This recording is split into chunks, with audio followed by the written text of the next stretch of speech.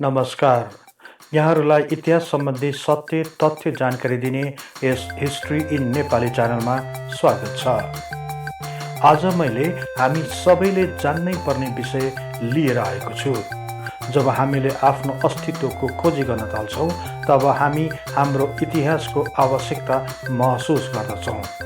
हाम्रो वर्तमान नै अतीतको धरातलमा रहेको हुन्छ। ती अतीतका घटनाहरूले हाम्रो वर्तमानलाई असर गरिरहेको हुन्छ भने भविष्यप्रति सचेत गराइरहेको हुन्छ।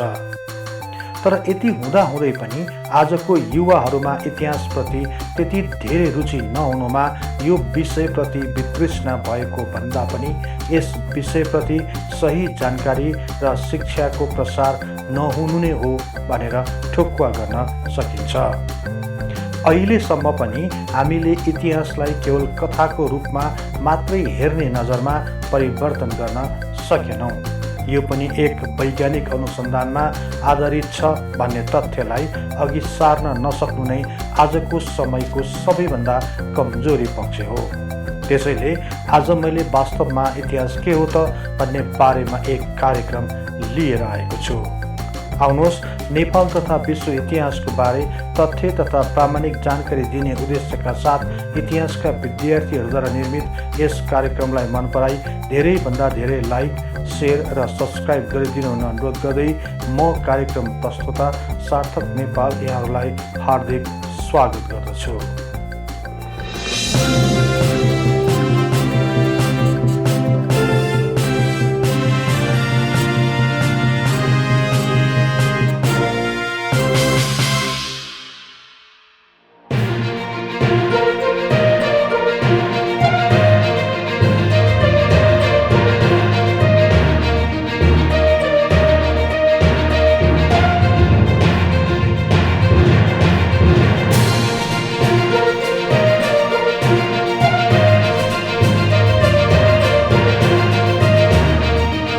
हामीमध्ये धेरैले इतिहास अथवा हिस्ट्री शब्द सुनेका छौँ, तर इतिहास सबैको लागि रुचिकर विषय नहुन सक्छ। तर यो एक गहन विषय हो भन्ने कुरामा भने दुई मत छैन। आजको घटना हिजोको श्रृङ्खला हुन सक्छ अथवा भोलिको परिघटना अर्थात् कुनै नतिजा हुन सक्छ। यस्तै प्रकारले विगतका यी विभिन्न घटनाहरूको जोड नै इतिहास हो, जसले वर्तमानलाई सचेत गराउँदछ भने भविष्यलाई निश्चित बनाउँदछ। इतिहासले केही न केही विषयको उजागर गर्ने गर्दछ। मानव सभ्यताको विकास कसरी भयो, कसरी मानिसहरूले समाजलाई रूपान्तरण गर्दै लगे, कसरी कला, संस्कृति, दर्शन, साहित्य, विज्ञान र धर्मको उत्पत्ति र विकास भयो, यी सबैको श्रृङ्खलाबद्ध अध्ययन नै इतिहास हो। तर इतिहासको सन्दर्भमा विभिन्न समयमा भिन्न भिन्न अवधारणाहरू प्रस्तुत गरिएको पाइन्छ। सबैभन्दा पहिले इतिहास शब्दतिर जाउँ। इतिहास शब्द संस्कृत भाषाको तीन शब्दहरू इति, ह र आस मिलेर बनेको हुन्छ।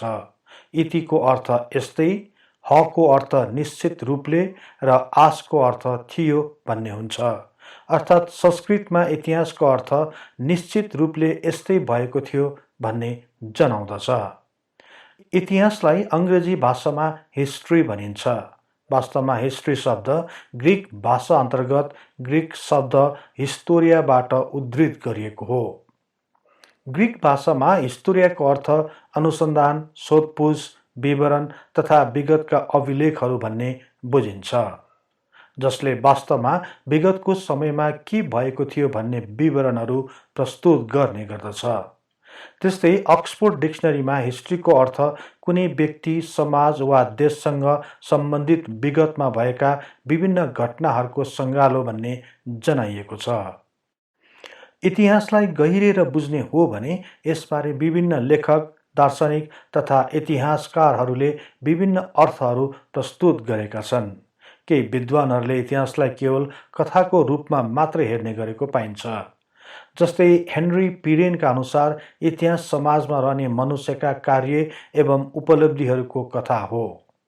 यदि यसलाई सत्य मान्ने हो भने पनि समाजमा रहेका सबैको उपलब्धिहरूको उल्लेख इतिहासमा भएको पाइँदैन। समाजमा केही व्यक्तिहरूले गरेको उदाहरणीय कार्यहरूको मात्र वर्णन इतिहासमा हुने गर्दछ। समाजलाई डोर्याउन सक्ने व्यक्ति नै समाजका नेता हुने गर्दछन्। इतिहासमा उनीहरूकै कार्य तथा उपलब्धिको विवरणले नै सो समाजको चित्रण प्रस्तुत गर्ने गर्दछ। प्रख्यात इतिहासकार आरजी कलिङवुडका अनुसार इतिहासको प्रकृति, विषयवस्तु तथा उद्देश्यको आधारमा इतिहासलाई 4वटा प्रश्न र उत्तरका रूपमा व्याख्या गर्न सकिन्छ। उनका अनुसार पहिलो प्रश्न छ, इतिहास के हो?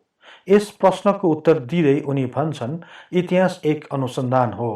साधारणतया यो विज्ञानसँग सम्बन्धित छ र यसले विज्ञानमा जस्तै प्रश्नहरूका सम्भावित उत्तर दिने चेष्टा गर्दछ। त्यसैले इतिहास पनि विज्ञानको जस्तै कुनै पनि घटनाको सही तथ्य पत्ता लगाउने विषयसँग सम्बन्धित छ। त्यस्तै इतिहासविद विठ्ठल दत्तात्रेय घाटे पनि भन्दछन्, इतिहास हाम्रो सम्पूर्ण भूतकालको वैज्ञानिक अध्ययन र लेखाजोखा हो। उनको दोस्रो प्रश्न छ, इतिहासको विषयवस्तु के हो? यस सन्दर्भमा उनी भन्छन्, इतिहास विगतमा मानव जगतले गरेका क्रियाकलापहरूको तथ्य पत्ता लगाउने विषय हो, जुन कल्पनामा होइन सही तथ्यमा आधारित रहन्छ।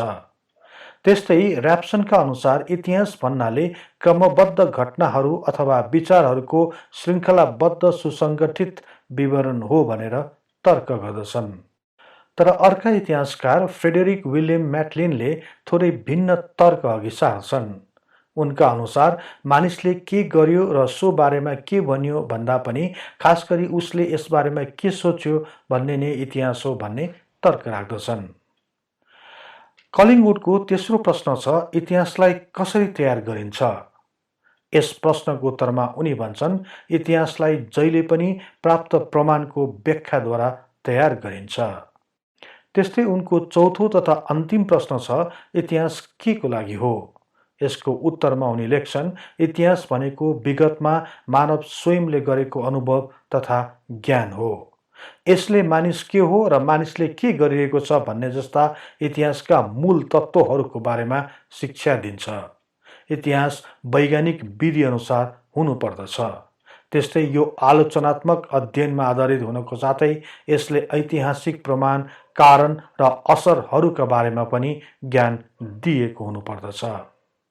यस प्रकार आरजी कलिङवुडले इतिहासलाई वैज्ञानिक विधिद्वारा तयार पारिएको ज्ञानको भण्डारको रूपमा प्रस्तुत गर्न सफल भएका छन्। यसै बुदासँग सम्बन्धित भएर सर वाल्टर रेलले पनि आफ्नो विचार प्रस्तुत गर्दै भनेका छन्, इतिहासको उद्देश्य अतीतका उदाहरणहरूद्वारा यस्तो शिक्षा प्रदान गर्नु हो जसले मनुष्यका इच्छा र कार्यहरूको मार्गदर्शन गर्न सकोस्। यस प्रकार इतिहास मानव जातिको लागि एक अद्वितीय ज्ञानको स्रोत हो भन्न सकिन्छ। इतिहास वर्तमानको धरातल हो भन्ने पनि गरिन्छ, अर्थात् इतिहास नै त्यो कडी हो जसले अतीत र वर्तमान बीचको पुलको काम गर्दछ।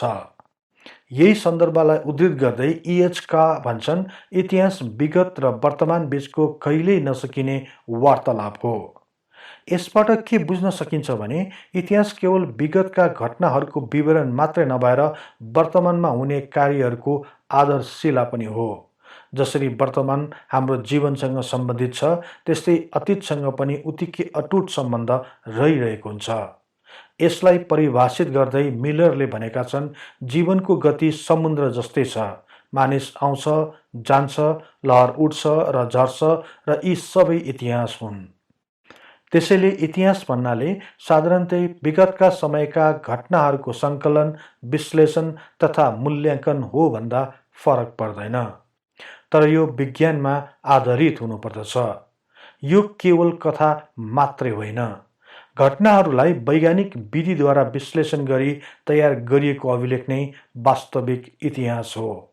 इतिहास वर्तमान समयलाई भूतकालसँग जोड्ने कडी हो भने भविष्यतर्फ डोर्याउने एकमात्र सही माध्यम हो।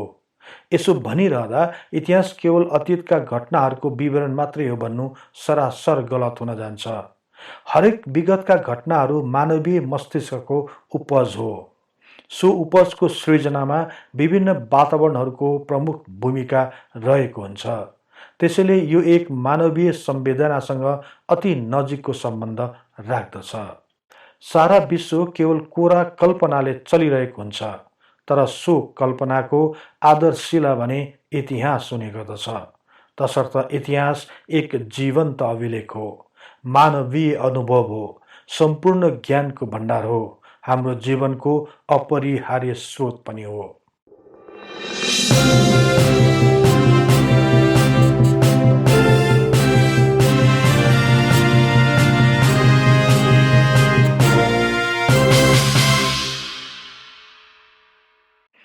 यहाँहरूलाई यो कार्यक्रम कस्तो लाग्यो कृपया कमेन्ट बक्समा लेखी पठाउनुहोला। यस्तै तथ्य इतिहासको लागि हिस्ट्री इन नेपाली च्यानललाई सदैव सम्झनुहोस्। इतिहासको कुनै पनि कालखण्डबारे तपाईँलाई सुन्न र बुझ्न चाहना राख्नु भएको छ भने तल रहेको कमेन्ट बक्समा उल्लेख गर्नुहोस्। हामी सोबारे प्राथमिकताको साथ कार्यक्रम बनाउनेछौँ। जाँदा जाँदै यस च्यानललाई लाइक, सेयर र सब्सक्राइब गर्दै बेल आइकनमा क्लिक गरी हाम्रो यो तथ्य इतिहासको बारेमा ज्ञान प्रसार गर्ने लक्ष्यलाई साथ दिनुहोस् भन्दै अर्को कार्यक्रममा फेरि भेट्ने बाचा गर्दै म सार्थक नेपाल बिदा हुन्छु। हवस् त, नमस्कार।